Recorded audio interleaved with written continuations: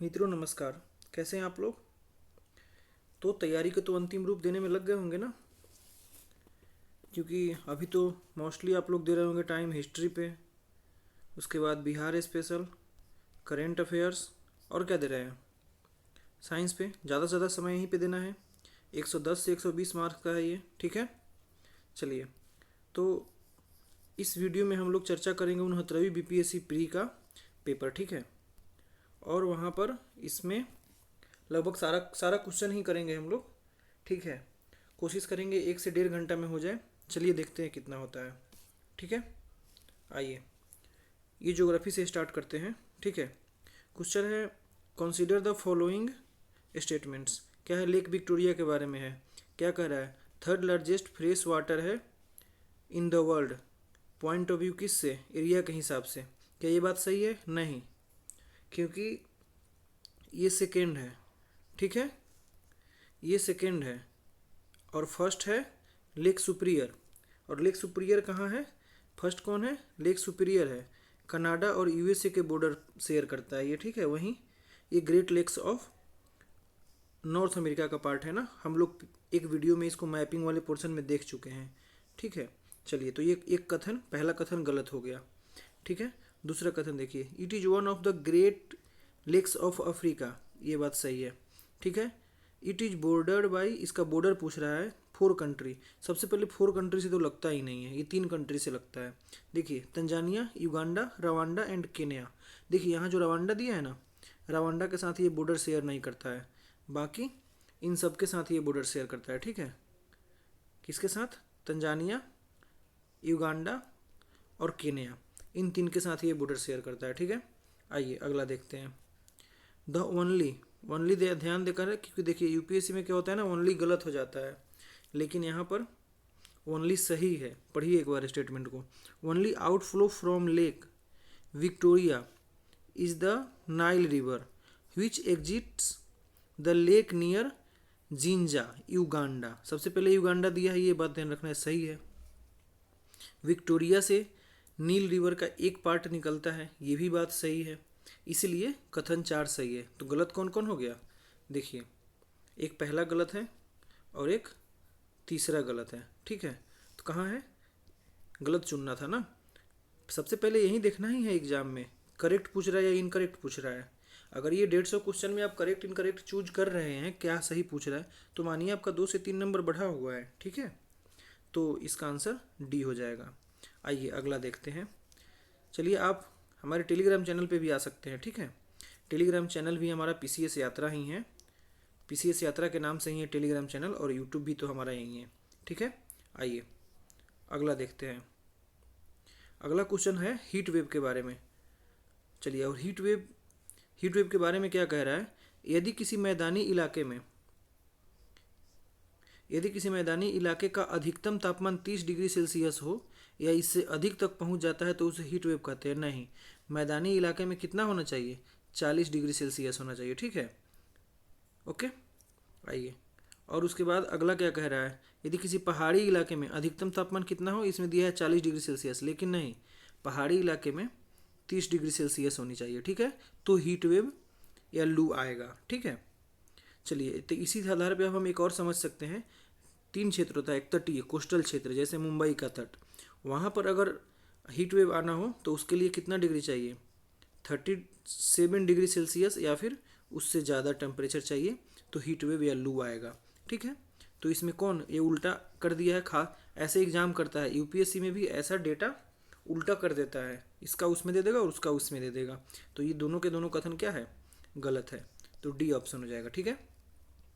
आइए देखते हैं अगला क्वेश्चन, ठीक है। अगला क्वेश्चन क्या है? ये खोजकर्ता का नाम दे दिया है और उसके बाद उसका जन्म स्थान पूछ रहा है। तो क्रिस्टोफर कोलंबस, क्रिस्टोफर कोलंबस कहाँ से थे? क्रिस्टोफर कोलंबस इटली के थे, ठीक है। Jacques Cartier, Jacques Cartier France से।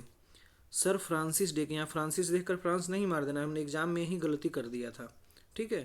फ्रांसिस डेक ये कहाँ से थे? ये थे यूके से, ओके। और फर्डिनेंड मैगलन ये कहाँ से थे? पुर्तगाल से थे। लेकिन देखना है, सबसे बड़ी बात, ये क्वेश्चन आपको नहीं पता होगा, हम मतलब ऐसा नहीं करें पता होगा, नहीं पता होगा, कुछ लोगों को पता भी होगा, लेकिन इस क्वेश्चन पर ना कोई तुक्का नहीं लगाना है।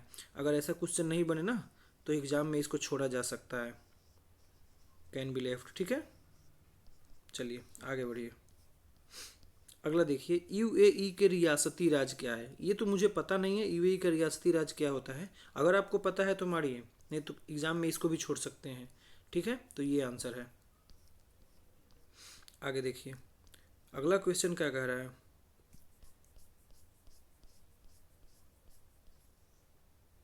हाँ, एक देखना छूट गया था, हीट वेव का रीजन। हीट वेव का रीजन, गर्म शुष्क हवा बढ़ जाता है, नमी कम हो जाता है। जब शुष्क हवा बढ़ेगा तो नमी कम रहेगा। क्लाउडलेस स्काई हो जाती है, यानी बादल में आकाश में बादल नहीं रहेगा, क्लाइमेट चेंज होगा, इसके रीजन है। तो वो खैर मेंस में पूछता है। ठीक है, आइए अगला क्वेश्चन देखते हैं। अगला क्वेश्चन है सुवर्ण रेखा नदी के बारे में। ठीक है, सुवर्ण रेखा नदी, ध्यान रखना है, सुवर्ण रेखा नदी कहाँ बढ़ता है, झारखंड उड़ीसा आदि में बढ़ता है। ठीक है, ये कहाँ से ओरिजिनेट होता है, ये गांव का नाम पूछ दिया है। अब सबको पता है ये छोटा नागपुर की पहाड़ी से निकलती है, लेकिन यहाँ गांव का नाम तो पता नहीं होगा, तो या तो तुक्का मारेंगे। ठीक है, मंदार हिल, मंदार हिल तो पहले क्रॉस करेंगे, क्योंकि मंदार कहाँ है, बांका में है, और हमें पता है कि सुवर्ण रेखा नदी बांका से नहीं बहती है। अब ये दोनों पता है तो ठीक है, वरना तुक्का मारेंगे। ठीक है, और जान रहे हैं तो इससे अच्छा तो कोई बात है ही नहीं। छोटा नागपुर प्लेटू से निकलता है, नगारी विलेज के पास से। ठीक है, स्वर्ण रेखा नदी। आइए कुछ जान लेते हैं स्वर्ण रेखा नदी के बारे में। यह एक इंटर स्टेट रिवर है, सोने के भंडार के लिए प्रसिद्ध है। ठीक है, कहाँ से बहती है, झारखंड, वेस्ट बंगाल और उड़ीसा से बहती है, और बे ऑफ बंगाल में गिर जाती है। ठीक है, तांबा खनन क्षेत्र से प्रवाहित होती है, छोटा नागपुर प्लेटू से, और किससे होकर बहती है ये, हुंडरू बैग वाटरफॉल से होकर बहती है। ठीक है, देखिए जमशेदपुर, चाईबासा, रांची, भद्रक इत्यादि महत्वपूर्ण शहर स्वर्ण रेखा नदी के तट पर बसा हुआ है। ठीक है, उड़ीसा के कीर्तनिया पोर्ट, ध्यान रखना है, अब याद रखना है, कीर्तनिया पोर्ट कहाँ है, उड़ीसा में। एग्जाम में ऐसे भी तो पूछ सकता है ना, ऐसे ही तो हम ऑप्शन का एक्सप्लेनेशन करते हैं। कीर्तनिया पोर्ट कहाँ है, उड़ीसा में है। तो कीर्तनिया पोर्ट के पास ये बे ऑफ बंगाल में मिल जाती है। ठीक है, इसकी सहायक नदी कौन कौन है, कांची, खरकरी, करकाई, और भी बहुत सारे होंगे। ठीक है, आइए आगे देखते हैं अगला क्वेश्चन नहीं कुछ और, हाँ अगला क्वेश्चन के बारे में देखते हैं। इसमें पूछ रहा है कि राष्ट्रीय वन्यजीव अभयारण्य। ठीक है, देखिए वाल्मीकि राष्ट्रीय वन्यजीव अभयारण्य ये कहाँ है, क्या पूछ रहा है, बिहार में कौन है। तो बिहार में वाल्मीकि राष्ट्रीय वन्यजीव अभयारण्य ये कहाँ है, बिहार में है। कहाँ है, वेस्ट चंपारण में है। कौन सी नदी बहती है, यहाँ से गंडकी जिसे नारायणी बोलते हैं, और एक मसान यहाँ से होकर बहती है। हाल ही में यहाँ पर एक सांप मिला था, उस सांप का नाम मैं बोल रहा हूँ, आप लोग को अगर याद हो तो कमेंट में बताइएगा। ठीक है, आइए देखते हैं। दुधवा राष्ट्रीय उद्यान ये कहाँ है, दुधवा नेशनल पार्क यूपी में है। तो ये कथन तो क्या हो जाएगा, ये गलत हो जाएगा, क्योंकि ये क्या पूछ रहा है, बिहार के बारे में पूछ रहा है। ठीक है, गजनेर वन्य जीव अभयारण्य कहाँ है, राजस्थान में है। तो ये भी खत्म, यानी 2 और 3 गलत हो गया। देखिए जरा, जहाँ जहाँ 2 और 3 वो सब अपने आप खत्म, 1 और 4 बच गया। ठीक है, भीम बांध वन्य जीव अभयारण्य ये कहाँ है, बिहार के मुंगेर जिला में है। ठीक है, बिहार के एक अन्य टाइगर रिजर्व कैमूर बनने वाला है, ये एनटीए द्वारा प्रस्तावित हो चुका है। 1509 किलोमीटर स्क्वायर के आसपास इसका क्या है, एरिया है। ठीक है, आइए देखते हैं अगला क्वेश्चन। गैंगेटिक डॉल्फिन के बारे में यह पूछ रहा है, समझे। गैंगेटिक डॉल्फिन के बारे में ये यूपीएससी भी पूछ चुका है 2014 में। ध्यान से देखते चलिए यूपीएससी में कितना क्वेश्चन पूछा है, ये भी देख लेना है। ठीक है, गंगा नदी की डॉल्फिन ये IUCN के लुप्त प्राय में, ये बात सही है, लुप्त प्राय में इसको रखा गया है IUCN के, और इसमें कोई क्रिस्टलीय नेत्र लेंस नहीं होता है। यही रीजन है कि इसको ब्लाइंड डॉल्फिन भी कहा जाता है। तो ये भी बात सही है। ठीक है, आइए अगला क्वेश्चन देखिए, अगला स्टेटमेंट। इको लोकेशन के आधार पर, जब ये ब्लाइंड है ना, यही रीजन है कि इको लोकेशन के आधार पर यह शिकार करती है और आगे बढ़ती है। भारत का राष्ट्रीय जलीय जीव के रूप में मान्यता दी गई है, ये भी बात सही है, यानी इसका ऑल स्टेटमेंट सही है।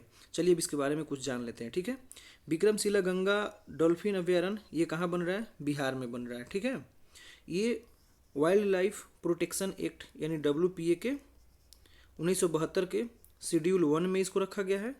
ठीक है, ये 4 मीठे पानी के डॉल्फिन जो होते हैं, जो एक पाकिस्तान में सिंधु नदी में है, एक अमेजन नदी में है, एक चीन के यांगजी नदी में है और एक भारत के गंगा नदी में है, उसमें से एक है। लेकिन ध्यान देना है, जो चीन का यांगजी नदी वाला है ना, चीन का यांगजी नदी वाला वो विलुप्त हो चुका है। ठीक है, ओके। चलिए अगला देखते हैं। ये फ्रेश वाटर की स्पीसीज है जैसा इसमें बताया गया है। बिहार में देश का प्रथम डॉल्फिन सेंचुरी कहाँ बन रहा है? भागलपुर में सुल्तानगंज के से अगवानी के बीच में बन रहा है। ठीक है, अगला क्वेश्चन देखिए। गंडक नदी का दूसरा नाम। अब ऐसे ऐसे क्वेश्चन का हमें एक्सप्लेनेशन करना है, अगर एनालिसिस करना है तो हम सारे ऑप्शन के बारे में देखेंगे ना, पुनपुन के बारे में भी देखेंगे, नारायणी के बारे में भी देखेंगे, महानंदा के बारे में भी और बूढ़ी गंडक के बारे में भी। ठीक है, तो चलिए गंडक नदी के को नारायणी के नाम से जानते हैं। कहाँ? नेपाल में जानते हैं। ये ट्रिब्यूटरी है गंगा नदी का, और गंगा नदी बिहार में यदि ऐसे बहती है ना, गंगा नदी बिहार में ऐसे बहती है तो गंडक नदी ऐसे आकर मिलती है, यानी लेफ्ट साइड से, राइट साइड से ऐसे बह रही है तो ये लेफ्ट साइड की ट्रिब्यूटरी है। ठीक है, देखिए उसके बाद देखिए अब चलिए अब और देख लेते हैं। बूढ़ी गंडक ये चौतरवा चौर वेस्ट चंपारण से ओरिजिनेट होती है। ठीक है, सॉरी एक बात, गंडक नदी कहाँ से ओरिजिनेट होती है? न्यूबिन हिमालय ग्लेशियर से ओरिजिनेट होती है। ठीक है, अब देखिए बूढ़ी गंडक चौतरवा चौर वेस्ट चंपारण से, चौतरवा चौर या फिर कहीं कभी कभी मन भी लिखा हुआ मिल जाएगा आपको। ये मुंगेर के बैरापुर के पास गंगा में मिल जाती है। ठीक है, इसकी ट्रिब्यूटरी है मसान, बालोर, पंडाई, सिकटा, तिलावे, तिउर, कोहरा, अनजानकोट, डंडा, लौरिया। ठीक है, अगला देखते हैं महानंदा। ये ट्रिब्यूटरी है किसकी? गंगा नदी की। ओरिजिनेट कहाँ से होती है? वेस्ट बंगाल में दार्जिलिंग के पास से। ठीक है, ये बिहार और वेस्ट बंगाल की नदी है। ठीक, और यह बांग्लादेश में गोडागरी के पास गंगा नदी में मिलती है। ठीक है, अब देखते हैं अगला पुनपुन रिवर के बारे में। ये ट्रिब्यूटरी है गंगा नदी के पास, ओरिजिन होता है छोटा नागपुर के पठार से, पलामाऊ जिला झारखंड से। ठीक है, और ये गंगा में कहाँ मिलती है? फतुहा के पास, और फतुहा कहाँ है? पटना में। ठीक है, पटना के पास है। ओके, चलिए आगे देखते हैं। बिहार के निम्नलिखित में से किस जिला में सोना पाया जाता है? तो ये जमुई है। ठीक है, और जमुई में टोटल कंट्री का 44% सोना पाया जाता है। लगभग 222.88 मिलियन टन गोल्ड निक्षेप है यहाँ पर। ठीक है, चलिए आगे देखते हैं। स्टेटमेंट और रीजन से बेस्ड ये क्वेश्चन है। देखिए ये ब्राज़ील से रिलेटेड है और एक है घाना। अब ध्यान रखना है, घाना कहाँ है? ये हो गया अफ्रीका, मान लीजिए ये हो गया अफ्रीका। ठीक है, तो घाना कहाँ है? यहाँ पर है घाना, टोबैको, घाना और टोबो, बेनिन भी है यहीं पे, घाना है। ठीक है, घाना यहाँ पर है। और ब्राज़ील कहाँ है? ब्राज़ील यहाँ पर, जो यहाँ वो बना हुआ है ना, ये दक्षिण अमेरिका, तो ब्राज़ील यहाँ है। ठीक है, अब देखिए क्या कह रहा है। घाना तट पर सोने के समृद्ध प्लेसर जमाव पाए जाते हैं। ब्राज़ील में सोने की विशेषताएं भी पाई जाती है। ये बात सही है, ये दोनों कथन क्या है? सही है। ठीक है, ओके, देखिए और अगला देखिए। किसी समय ये महाद्वीपीय अटलांटिक तट के एक साथ संयुक्त थे। हाँ, एक साथ ही संयुक्त थे, एक साथ ही संयुक्त थे। देखिए ना, ये आकार देखने से पता नहीं चलता है, ये आकार देखने से तो पता चल जाता है ना कि ये इसमें फिट कर जाएगा। ठीक है, और यही रीजन है कि आर मतलब रीजन कथन का एक्सप्लेनेशन कर रहा है, इसलिए ए और आर दोनों सही हो जाएगा। ठीक है, ये proof of plate tectonic theory का एक प्रूफ में एग्जाम्पल दिया जाता है। जब मेंस में क्वेश्चन पूछेगा कि आप कुछ एग्जाम्पल से समझाइए कि अफ्रीका दक्षिणी अमेरिका का ही एक पार्ट था, तो आप प्लेट टेक्टोनिक थ्योरी का वहाँ पर जायजा मतलब चीज़ें बताते हुए आप यहाँ इसको एग्जाम्पल में देंगे। ठीक है,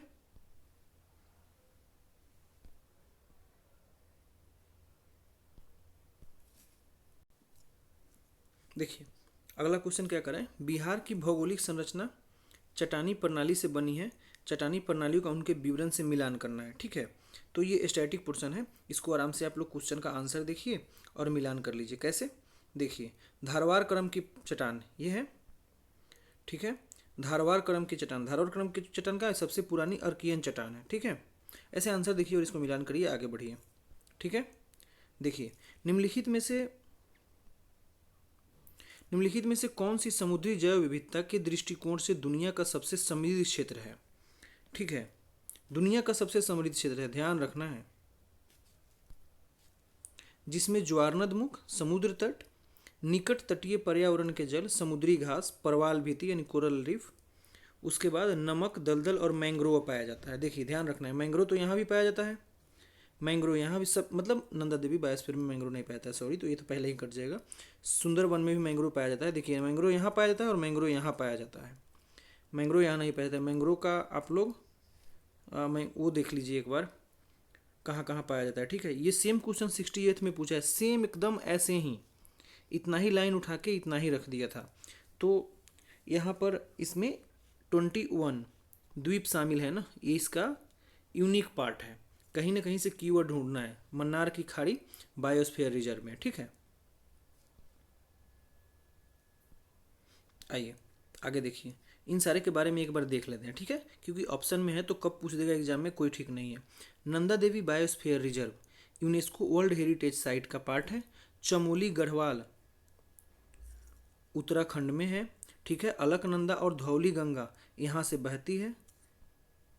यहाँ क्या पाया जाता है, अल्पाइन क्लाइमेट पाया जाता है और सब ट्रॉपिकल क्लाइमेट पाया जाता है। कहाँ पर, तो नंदा देवी बायोस्फीयर रिजर्व के पास, ठीक है। आइए अब देखिए सुंदरवन कहाँ है, ये डेल्टा है, गंगा, ब्रह्मपुत्र और मेघना के डेल्टा पर है, ठीक है। Largest delta and mangrove forest in the world, okay. चलिए अब नीलगिरी के बारे में देखते हैं, ठीक है। Nilgiri located in the Western Ghat, ये पॉइंट ध्यान रखना है, और वेस्टर्न घाट कस्तूरी रंगन समिति जिसके लिए बनाया गया था, ठीक है, नीलगिरी माउंटेन के पास है, ठीक है। तमिलनाडु, कर्नाटक और केरला के ट्राई जंक्शन पर है। तमिलनाडु, कर्नाटक और केरला का ट्राई जंक्शन यहाँ पर है, ठीक है। First biosphere reserve of India है ये first biosphere reserve of India, ठीक है। और बिहार का फर्स्ट रिजर्व यानी संरक्षित क्षेत्र, ये कौन है, गोगा बिल है। गोगा बिल कहाँ है, कटिहार में है, ठीक है। तो ये बात ध्यान रखना है। आगे देखिए, टोडास, कोटास, इरुलास, कुरुमाबास, पानियास, ये सब यहाँ पर ट्राइबल ग्रुप पाया जाता है, ठीक है। ध्यान रखें, यही सब पानियास, यहाँ ये देखिए टोडास, कोटास, इरुलास, उसके बाद कुरुम्बास, पानियास, ये सब ट्राइबल ग्रुप कहाँ पाए जाते हैं, नीलगिरी के पास पाया जाता है, ठीक है। आइए आगे देखते हैं, ठीक। 90 डिग्री पूर्वी देशांतर पर स्थित थिम्पू भूटान की राजधानी है। स्थानीय समय निर्धारित कीजिए जब ग्रीनविच में 12 बज रहा हो। चलिए ध्यान दीजिए कैसे आएगा। देखिए ये मान लीजिए ये तो इंडिया है, भूटान किधर है, इंडिया के इधर है, और बाकी और इधर है, ठीक है। तो हम जब इतना बात याद रखिए कि जब हम पूरब की तरफ बढ़ेंगे ना, जब पूरब की तरफ बढ़ते हैं, इधर बढ़ते हैं तो टाइम बढ़ेगा, और पश्चिम की तरफ जाएंगे तो टाइम घटेगा, ठीक है। और 12 बजे समय है, ठीक है।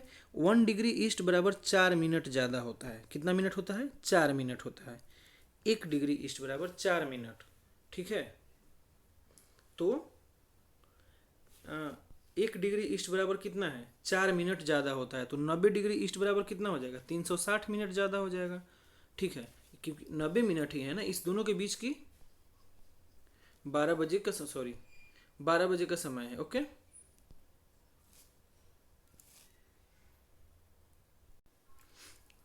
देखिए ये तो 12 बज रहा है ना, यहाँ पर 90 डिग्री पूर्वी देशांतर पर दिया हुआ है, यानी एंगल दिया हुआ है, यानी 1 डिग्री बराबर अगर 4 मिनट होता है तो 90 डिग्री बराबर कितना मिनट, 360 मिनट, और 360 मिनट बराबर कितना घंटा, 6 घंटा होगा। इसीलिए 6 बजे शाम हो जाएगा। और क्योंकि पूरब की तरफ जब हम बढ़ेंगे ना तो टाइम बढ़ता है, और पश्चिम की तरफ जाएंगे तो टाइम घटेगा, ठीक है, ज़्यादा होता है, ठीक है। आइए, तो ये दोपहर था, दोपहर से ज़्यादा 6 घंटा कब होगा, शाम को होगा, इसलिए, ओके। अगला क्वेश्चन देखिए, निम्नलिखित में कौन सा कथन सही है। धारवाड़ क्रम की चट्टान संरचना में प्राकृतिक गैस पाई जाती है। भारत की सबसे प्रारंभिक और रूपांतरित चट्टान है, यहाँ पर प्राकृतिक गैस नहीं पाई जाती है। अभ्रक कोडरमा में पाया जाता है, ये बात सही है। कडप्पा श्रृंखला हीरा के लिए प्रसिद्ध है, गलत है। पेट्रोलियम भंडार अरावली पहाड़ी में है, पेट्रोलियम का भंडार अरावली में नहीं। है, अरावली पहाड़ी में नहीं है। आंध्रा एंड तमिलनाडु के कुछ पार्ट्स में डायमंड पाए जाते हैं, ठीक है। आंध्रा और तमिलनाडु के कुछ पार्ट्स में डायमंड पाए जाते हैं, ठीक है। कडप्पा कडम को क्या कहते हैं, और कडप्पा बेसिन भी कहते हैं। यहाँ की तलछटी रॉक्स पाया जाता है, डायमंड नहीं, यहाँ तलछटी रॉक्स पाया जाता है, ठीक है।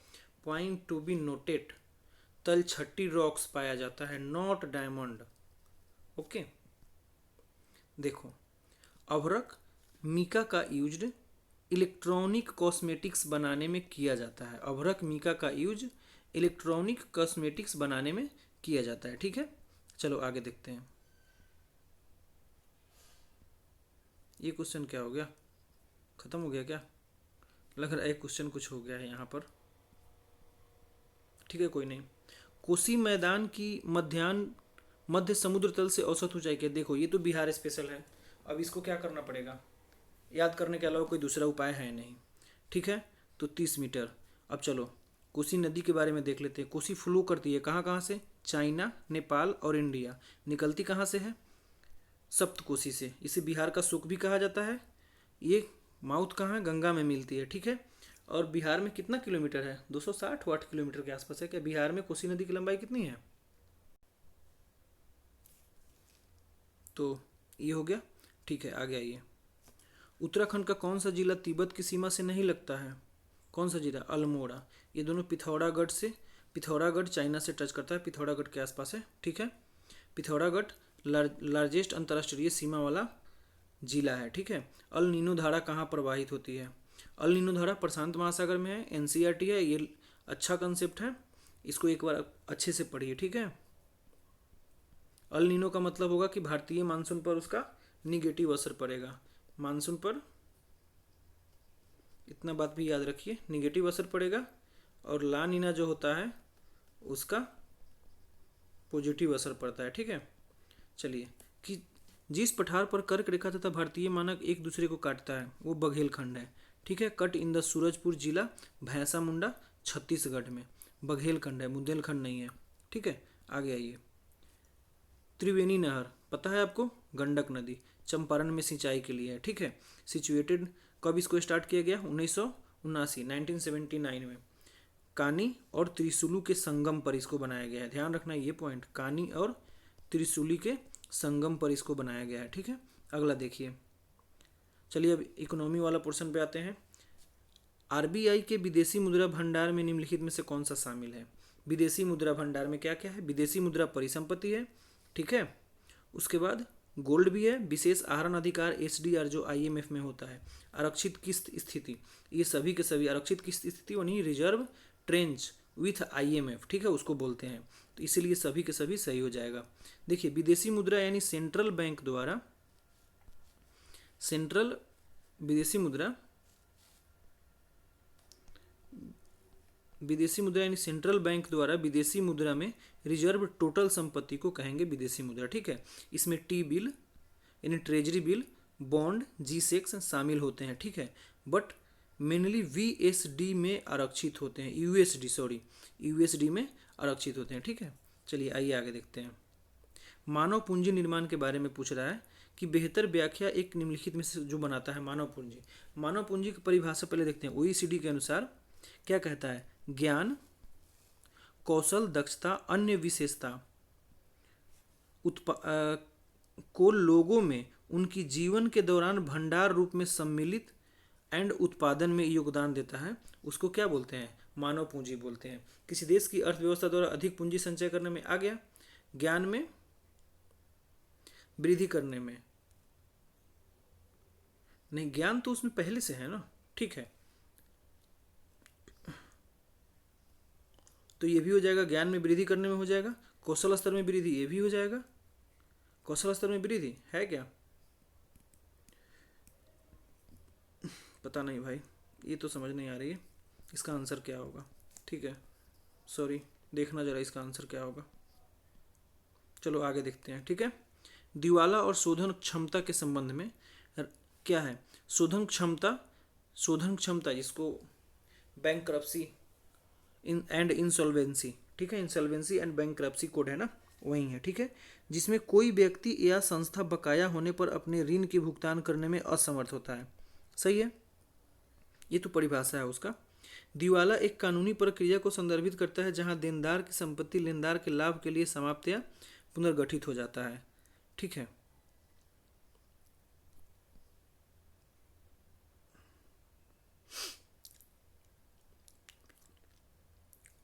देखिए तो ऐसा कुछ नहीं है, 2 नंबर गलत है। ठीक है, कैसे गलत है?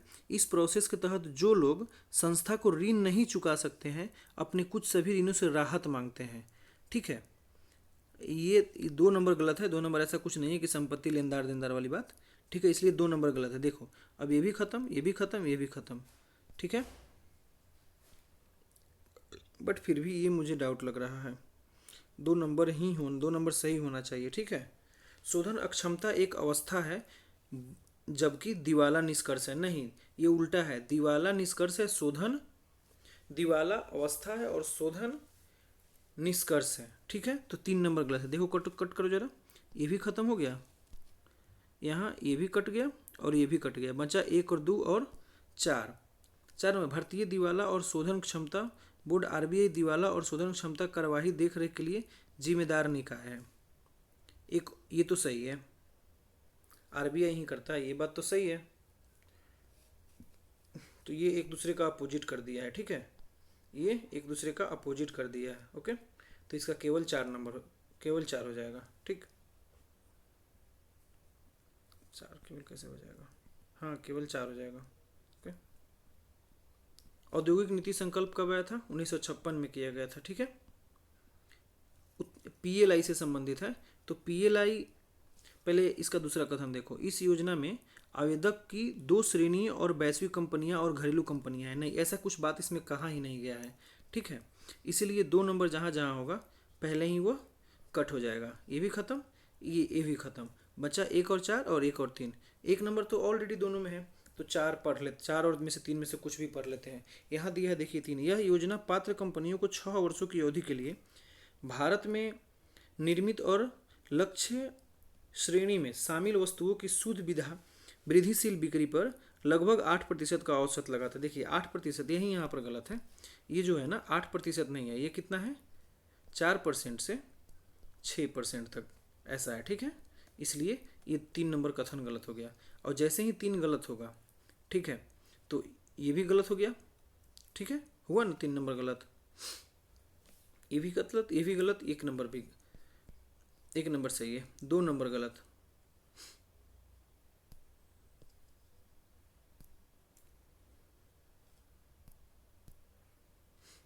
एक 2 नंबर गलत है, 3 नंबर भी गलत हो गया, तो कौन सही हो जाएगा? 1 और 4 हो जाएगा। ठीक है, चलिए 1 और 4 सही हो गया। 4 नंबर क्या है? पीएलआई के तहत laptop, tablet, all in one PC, server और अल्ट्रा स्मॉल फॉर्म सेक्टर शामिल होंगे। सही है, पीएलए के तहत तो टोटल 14 क्षेत्र लक्षित किया गया है। ठीक है, चलिए आइए स्वामित्व योजना के संबंध में। ये स्वामित्व योजना 2020 में लागू किया गया था पंचायती राज के लिए। ठीक है, चलिए पंचायती राज से रिलेटेड है। खान मंत्रालय पहले गलत मारेंगे, मंत्रालय जनरली गलत हो जाते हैं।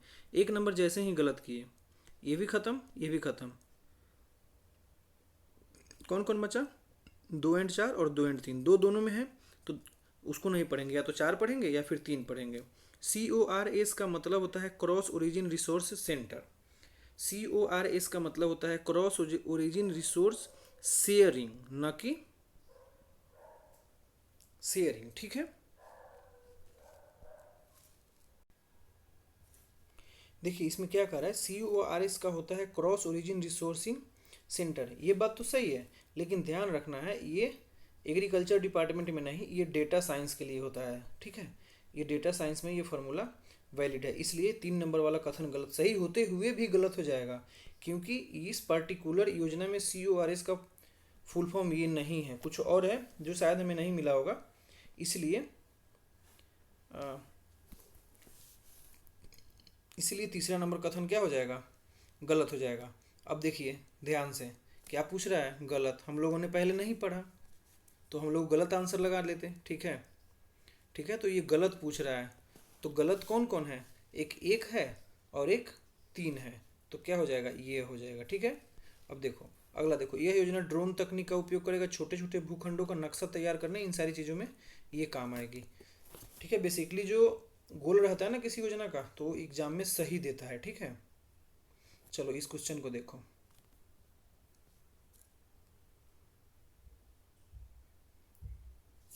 निम्नलिखित में से कौन सा कारक संभावित रूप से भारतीय अर्थव्यवस्था में मुद्रास्फीति जनित मंदी में योगदान दे सकता है? मुद्रास्फीति जनित, इसमें रुपए मतलब 10 रुपए में सामान का दाम ज़्यादा होता है, रुपए का दाम थोड़ा सस्ता होता है, नहीं ज़्यादा रुपए में हमें कम सामान मिलता है। ये यूपीएससी में पूछ चुका है।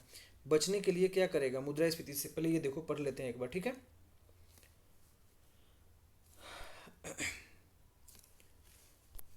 सरकारी खर्च में वृद्धि के कारण उच्च मुद्रास्फीति दबाव। जब सरकारी खर्च में वृद्धि करेंगे तो विकासात्मक कार्य ज़्यादा होगा। जब विकासात्मक कार्य ज़्यादा होगा तो क्या होगा? डिमांड भी बढ़ेगा। ठीक है, औद्योगिक उत्पादन में गिरावट। जब औद्योगिक उत्पादन में गिरावट ही होने लगेगा तो हम तो ज़्यादा से ज़्यादा हमें सामान की ज़रूरत है, लेकिन हम कम उत्पादन कर रहे हैं, तो क्या हो जाएगा? इससे महंगा होगा कि नहीं सामान? ठीक है, कुल मांगे और उपभोक्ता खर्च में कमी। मांग और उपभोक्ता खर्च में कमी, देखिए मांग और उपभोक्ता खर्च में कमी की बात ये कह रहा है। मांग भी कम कर दिए और खर्च भी कम कर दिए। ठीक है, सबसे पहले एक और दो तो सही है, तो ये कथन और ये कथन तो नहीं होगा। अब चौथा देखो, घरेलू मुद्रा की वृद्धि के कारण निर्यात प्रतिस्पर्धात्मकता में कमी। अब घरेलू मुद्रा हमारे यहाँ बढ़ जाएगा, ज़्यादा हो जाएगा, तो क्या हो गया? ज़्यादा रुपए में हमको कम सामान मिलने लगेगा, यानी चौथा सही है, तो इसलिए ऑल स्टेटमेंट हो जाएगा। एक होता है स्टैगफ्लेशन। स्टैगफ्लेशन का मतलब होता है उसमें इन्फ्लेशन और इम्प्लॉयमेंट रेट दोनों काफ़ी हाई होता है। ठीक है, देखो मुद्रास्फीति के बारे में कुछ चीज़ें देख लेते हैं यहाँ पर। सरकारी खर्च बढ़ेगा, मांग बढ़ेगा, फिर क्या होगा? मांग बढ़ेगा, फिर इन्फ्लेशन आएगा। ठीक है, ये तुम लोग देख लियो। तीसरा स्टेटमेंट था कुल मांग और उपभोक्ता खर्च में कमी। कुल मांग और उपभोक्ता खर्च में कमी, तो एक समय के बाद मनी की वैल्यू क्या हो जाएगी? कम ही हो जाएगी, इसलिए मुद्रास्फीति बढ़ जाएगा। देखो ना, ठीक है, चलो आ जाओ आगे देखते हैं। आर्थिक सर्वेक्षण 2023 के अनुसार एफडीआई के बारे में पूछ रहा है। ठीक है, निजी क्षेत्र की कम भागीदारी के कारण इसमें कमी आई है। निजी क्षेत्र की कम भागीदारी कहाँ? देखो हम आए दिन प्राइवेटाइजेशन कर रहे हैं, रणनीतिक विनिवेश कर रहे हैं। ठीक है, जिसको स्ट्रेटेजिक विनिवेश कहते हैं। ठीक है, तो ये तो कथन गलत हो गया ना, ये तो ज़्यादा हुआ है। महामारी के पहले क्या पूछ के आ रहा है? सही पूछ रहा है। ठीक है, महामारी के पहले की स्तर की तुलना में इसमें वृद्धि हुई है। किस चित्र में? एफडीआई में। ऐसी बातें नहीं है, कमी हुई है। पहला तो गलत है, तो ये भी गलत, ये भी गलत। अब 2 और 4 में 4 सही है, और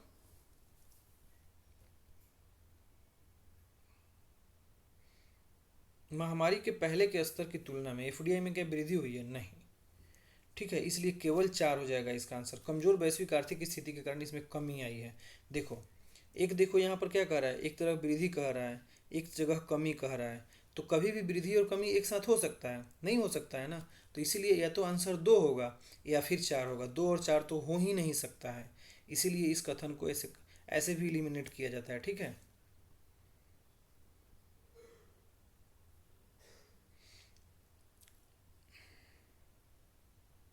एक और देखो यहाँ पर, इसमें क्या करा है, पूरी तरह से किसी भी वित्तीय वर्ष बिना घटे, ऐसी ऐसी चीज़ें एक्सट्रीम वर्ड होती है, और एक्सट्रीम वर्ड जनरली क्या होते हैं? गलत होते हैं। केंद्र सरकार की गैर योजना व्यय, यानी सरकार जिसके लिए योजना बनाती नहीं है, बस खर्च करती है आवश्यकता अनुसार। ये यूपीएससी में भी पूछ चुका है। ठीक है, व्यय ब्याज भुगतान पर होता है। ठीक है, व्यय विज्ञान और प्रौद्योगिकी पर होता है। तो ये योजना बनाते हैं ना कि हम इस बार इस योजना में क्या क्या नियम लगाएंगे, लेकिन जब बात रही ब्याज की, तो हम कब हमें ब्याज लेने की ज़रूरत पड़ जाएगी, इस पर तो कोई योजना नहीं है। ठीक है, कृषि पर तो योजना के साथ होता है ना, इसीलिए ये 1 नंबर कथन सही हो जाएगा। ठीक है, रक्षा पर खर्च भी योजनागत व्यय नहीं होता है। ठीक है, आ जाओ आगे। यहाँ पर भी ख़त्म हो गया, क्या हुआ ये क्वेश्चन को? चलो आगे आते हैं। संघ सरकार के वित्त में नवीनतम विकास के बारे में, संघ सरकार के वित्त में नवीनतम विकास के बारे में निम्नलिखित कथन पर विचार कीजिए। महामारी वित्त, इकोनॉमिक सर्वे से क्वेश्चन है। ठीक है, ये महामारी वित्तीय वर्ष 2021 के दौरान संघ सरकार का राजकोषीय घाटा सकल घरेलू उत्पाद के 9.2% तक पहुंच गया। ये बात सही है, ठीक है। वित्तीय वर्ष 2022 में राजकोषीय घाटा कम होकर सकल घरेलू उत्पाद का 7.7% हो गया, बिल्कुल भी नहीं, 5.9% हो गया। 2 नंबर गलत। जैसे ही 2 गलत हुआ, एक ऑप्शन खत्म, एक ऑप्शन खत्म। अब देखो 1 नंबर तो हमने सही मार लिया, अब कुछ पढ़ना ही नहीं, एग्जाम में टाइम बचाने के लिए यहाँ करना है। पिछले 2 वर्षों में राजस्व संग्रह में कमी हुई है, ऐसा तो हो ही नहीं सकता, राजस्व संग्रह में हमेशा लगभग वृद्धि होती है, ठीक है। निम्नलिखित शब्दों को तार्किक और सार्थक क्रम बताना है, ठीक है।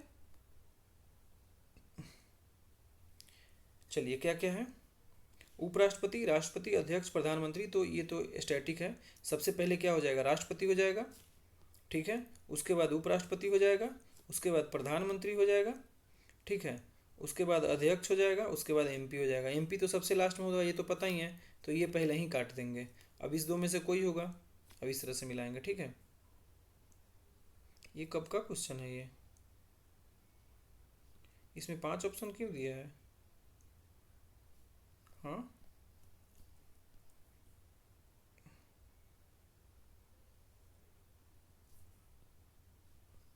चलो इस क्वेश्चन में प्रॉब्लम यहाँ पर ये है,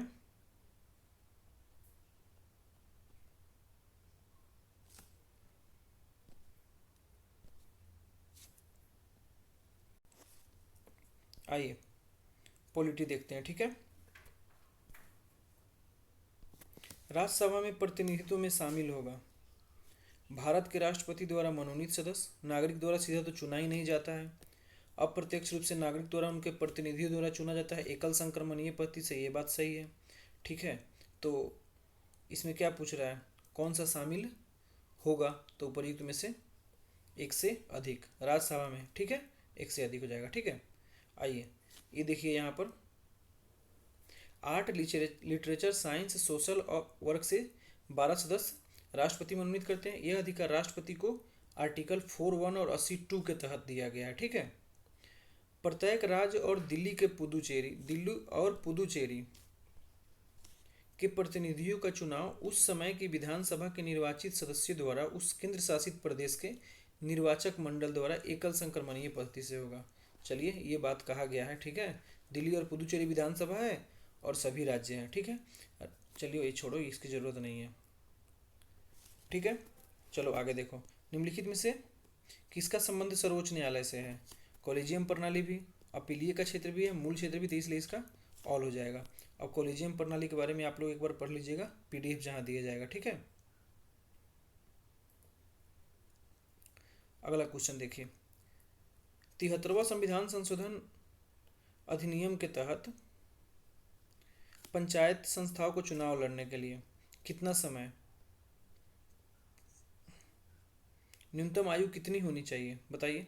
21 साल, ठीक है। पंचायत के चुनाव लड़ने के लिए 18 वर्ष वोट देने के लिए चाहिए, 25 वर्ष विधानसभा लड़ने के लिए चाहिए, लोकसभा मेंबर के लिए भी 25 वर्ष ही चाहिए, गवर्नर के लिए कितना चाहिए, 35 साल चाहिए, प्रेसिडेंट के लिए कितना चाहिए, 35 साल चाहिए, एमएलसी के लिए कितना चाहिए, 30 साल चाहिए, ठीक है। देखिए 73वां SC/ST based on population lady, चलो इसको पढ़ना, 73वें संविधान संशोधन इंपॉर्टेंट होता है, ठीक है। तो इसको आप एक बार देखो, ओके। आ जाओ आगे आ जाओ, चलिए हिस्ट्री की तरफ बढ़ते हैं, ठीक है। निम्नलिखित में से कौन सा जानवर सिंधु घाटी सभ्यता के लोगों को नहीं पता था? बैल के बारे में पता था, घोड़ा के बारे में पता था, हाथी के बारे में पता नहीं था, पता था, हाथी के बारे में पता था, घोड़ा के बारे में पता नहीं था, ठीक है, सॉरी, घोड़ा के बारे में उसको उन लोगों को पता नहीं था, ठीक है। तो आंसर हो जाएगा घोड़ा। सिंधु घाटी सभ्यता के लोग हाथी, ऊंट, सुअर, एशियन एलिफेंट को पालते थे, हाथी दांत का भी प्रयोग करते थे, ठीक है, लेकिन घोड़ा के बारे में पता नहीं था। कौन सा यूनेस्को विश्व धरोहर स्थल नहीं है? ठीक है, तो इंडिया गेट यूनेस्को विश्व धरोहर स्थल नहीं है, ठीक है। चलिए आइए, सिक्किम भारतीय संघ में कब शामिल हुआ? 1975 में शामिल हुआ था। 1974 में 35वें संविधान संशोधन से सिक्किम को भारत का एक स्पेशल स्टेटस दिया गया था, ठीक है। और 36वें संविधान संशोधन से 35वां को रद्द कर दिया गया और उसको एक नया राज्य बना दिया गया। कब? 1975 में, ठीक है। सिक्किम की कंचनजंगा नेशनल पार्क 1977 में,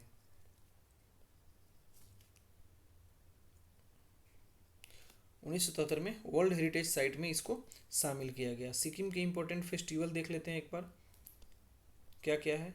माघ है, संक्रांति है, माघ संक्रांति से मकर संक्रांति भी कहते हैं, भीमसेन पूजा, लोसार, सागा, दावा, बूमचू इसके फेस्टिवल्स हैं। ठीक है, इसके लोक नृत्य क्या क्या है।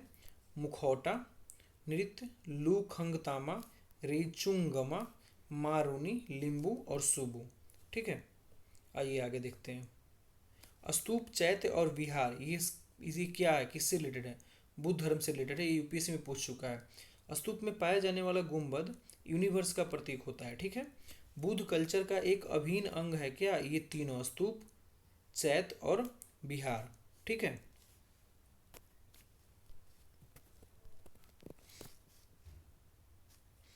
उसके बाद generally found in Asia continent में ये सब संरचनाएं वर्शिप प्लेस नहीं है, ओनली बौद्ध सिद्धांतों की याद दिलाती है। ठीक है, कई स्तूप सम्मानित भिक्षु भिक्षुनी के अवशेष पर भी हैं। ठीक है, इसलिए ये सारे स्तूप ये बौद्ध धर्म से रिलेटेड है। ठीक है, आगे आइए। भारतीय हस्तशिल्प के संदर्भ में सुजनी क्या है, एक प्रकार की कढ़ाई है। सुजनी क्या है, सुजनी एक प्रकार की कढ़ाई है, और ये कहाँ पर है, स्टार्ट किया गया था 1920 के दशक में।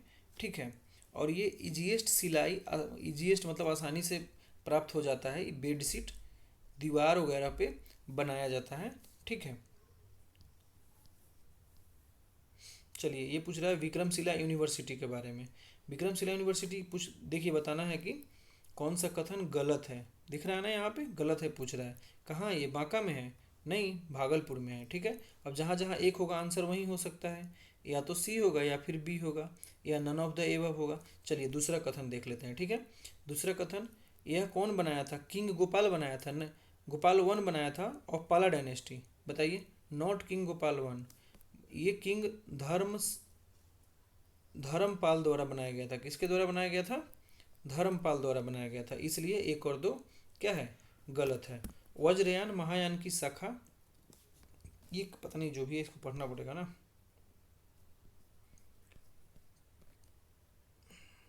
इसको नोन एज विक्रमशिला महाविहार के नाम से भी जाना जाता है। ठीक है, उसके बाद बुद्धिस्ट लर्निंग साइट है। It is also for its excellence, किस क्षेत्र में, वज्रयान बुद्धिज्म यानी वज्रयान महायान की एक शाखा के लिए भी ये प्रसिद्ध है। इट प्लेड क्रूशियल रोल, किस चीज़ में, preservation and propagation of Buddhist teaching, scripts and arts. Okay, चलो आगे आ जाओ। भारत में बाबर, ये यूपीएससी में पूछ चुका है, जिसमें ये 1 2 3 कथन था, चौथा कथन नहीं था। बाबर, बारूद का आगमन हुआ, बाबर आया तो बारूद का आगमन हुआ, ये बात क्या क्या पूछ रहा है, सही है, बिल्कुल भी नहीं। उसके पहले बारूद का काम हो चुका था, कब, जब महमूद गबन ने बेलगाम में विजयनगर पर युद्ध किया था, उस समय बारूद का प्रयोग किया जा चुका था। तो 1 नंबर गलत हो गया, ये भी आंसर नहीं होगा, ये भी आंसर नहीं होगा। ठीक है, सॉरी। अगला देखिए, क्षेत्र की वास्तुकला में मेहराब और गुंबद का परिचय हुआ, क्या ये बाबर के आने के बाद हुआ था मेहराब और गुंबद का प्रयोग। ये मेहराब और गुंबद का प्रयोग गोरी के समय में ही हो चुका था। ठीक है, इसलिए दूसरा कथन भी गलत है। जैसे ही अब दूसरा कथन, अब तीसरा देखिए, प्रदेश में तैमुरिड राजवंश की स्थापना हुई थी। बताइए, प्रदेश में तैमुरिड राजवंश की स्थापना हुई थी। हाँ, जब बाबर आया तो तैमुरिड राजवंश की ही स्थापना हुई थी। देखिए, भारत के आगमन में मुगल साम्राज्य की स्थापना, यह एक तैमुरिड डायनेस्टी भी था। ठीक है, युद्ध में तोपों की शुरुआत हुई। बताइए, क्या युद्ध में तोपों की शुरुआत हुई, सही बात है, जब वो आया तो युद्ध में तोपों की शुरुआत हुआ था। ठीक है, निम्नलिखित में से किस बंदरगाह को मुगल काल के दौरान बाबुल मक्का, तो ये सूरत है। ठीक, आगे देखिए, अष्ट प्रधानमंत्री किससे रिलेटेड था, मराठा प्रधान से रिलेटेड था, मुगल हमलों के खिलाफ सैन्य हमलों में हेल्प करता था। ठीक है, आगे देखिए, अष्ट प्रधान की बात है ये। अष्ट प्रधान पेशवा या मुख्य प्रधान परिषद का वरिष्ठ सदस्य था। ठीक है, सामान्य प्रशासन के प्रभारी और राज्य का मुहर भी अपने पास ये लोग रखते थे।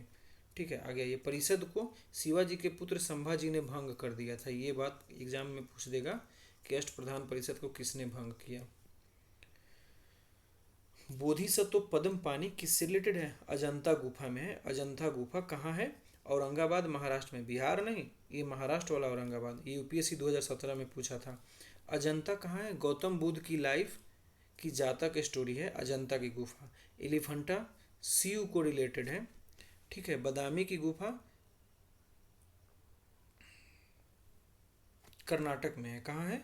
कर्नाटक बगालकोट में है। हिंदू और जैन से संबंधित है। ठीक है, आइए निम्नलिखित में से इनमें से किसने भारत में फारसी त्यौहार नैरोज बलबन से रिलेटेड है? सजदा पैबोस भी उसी से रिलेटेड है। ठीक है, स्वयं को क्या कहते थे? नियाबत एक खुदाई, बलबन ने बोला था। ठीक है, नाथपंथी सीध और युगियों में भक्ति कहाँ है? उत्तर भारत के रिलेटेड है। ठीक है, उड की 1854 की योजना के बारे में पूछना है, बता रहा है कौन सा कथन सही है। इसने उच्च अध्ययन के लिए शिक्षा माध्यम के रूप में अंग्रेजी की सिफारिश की, इस बात सही है। इसने महिला शिक्षा और व्यावसायिक प्रशिक्षण पर जोर दिया, सही है। भारत में शिक्षा प्रसार, सही है दोनों कथन। शिक्षा प्रसार की प्रथम व्यापक स्कीम ये था, ये ठीक है, प्रथम व्यापक स्कीम था जिसमें गवर्नमेंट ऑफ इंडिया की भागीदारी की बात कही गई थी। इसमें कहा गया था कि प्राइमरी एजुकेशन जो होगा रीजनल लैंग्वेज में होगा। ठीक है, प्राइमरी एजुकेशन रीजनल लैंग्वेज में होगा और मिडिल एजुकेशन एंग्लो वर्नाक्यूलर यानी अर्ध अंग्रेजी। ठीक है, और हायर एजुकेशन इंग्लिश मीडियम में होगा। ठीक, ये बात उसने बोला था। कोलकाता मद्रास बॉम्बे के प्रेसिडेंसी में यूनिवर्सिटी खोला गया। ठीक है, चलो आ जाओ आगे। Maithili language was started to develop during Karnat dynasty. कौन सी dynasty? Karnat dynasty. Karnat dynasty कब स्टैब्लिश हुआ था? पाला रूल के समय। Disappearance of Buddhism, patronage Maithili under Harisinghdeva. ठीक है, मैथिली को 8वीं शेड्यूल ऑफ इंडियन कॉन्स्टिट्यूशन में ऐड किया गया है। ये 2003 में 92वें संविधान संशोधन से। ठीक है, चलिए प्रारंभिक वैदिक काल के दौरान कौन सा शहर प्राचीन मगध राज्य की राजधानी के रूप में विकसित हुआ था? ये क्वेश्चन पूछ चुका है 66वीं बीपीएससी में। ये चंपा होगा। ठीक है, बसाया पाटलिपुत्र बसाया गया था उदयन द्वारा। पाटलिपुत्र के बारे में देख लीजिए। नाम चेंज किया पटना किसने? शेरशाह सूरी ने। वर्नाक्यूलर प्रेस एक्ट के बारे में अगला है ना। वर्नाक्यूलर प्रेस एक्ट 1878 में आया था। 1876 से 80 वायसराय लीटन था, उसने लाया था। It is came to be known as gagging act. सही है, गैंगिंग एक्ट ही कहा जाता था। The act was repealed by Lord Ripon. Lord Ripon ने इसको हटाया था। ये बात सही है। ठीक है, the newspaper act 1908, Indian press act 1931 क्या दिया है भाई?